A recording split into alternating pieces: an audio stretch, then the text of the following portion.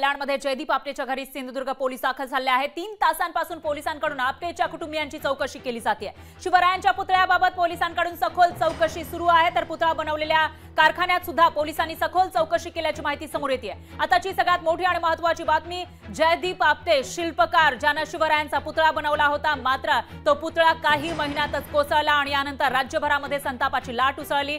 टीका करण्यात आली होती सरकारवर, तर निकृष्ट दर्जाचा हा पुतळा बनवल्याचा आरोप सुद्धा करण्यात आला होता। याच प्रकरणामध्ये जयदीप आपटे त्या दुर्घटनेपासून फरार होता, मात्र काही दिवसांपूर्वी तो पोलिसांच्या तावडीत सापडलाय आणि आता कल्याण पोलीस त्याच्या घरी पोहोचलेले आहेत। माफ करा, कल्याणमध्ये त्याच्या घरी सिंधुदुर्ग पोलीस हे पोहोचलेले आहेत आणि त्याच्या कुटुंबियांची चौकशी केली जाते। ज्या कारखान्यामध्ये त्याने तो पुतळा साकारलेला होता त्या कारखान्याची ही चौकशी सुरू असल्याची माहिती समोर येते।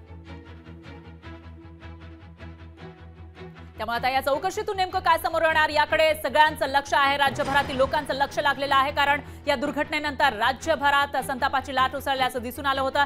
शिवप्रेमी तीव्र निषेध करत होते त्या घटनेचा आणि त्याच घटनेमधील जो मुख्य आरोपी आहे जयदीप आपटे याच्या कुटुंबियांची आता चौकशी केली जाते। त्यामुळे या चौकशीतून नेमकं काय समोर येणार ते बघावं लागेल। दरम्यान 10 सप्टेंबर पर्यंत जयदीप आपटेला पोलीस कोठडी सुनावण्यात आली आहे आणि आता पोलीस हे कल्याणमध्ये त्याच्या घरी पोहोचले। लोकशाही मराठी ऐका, पहा, जागरूक रहा।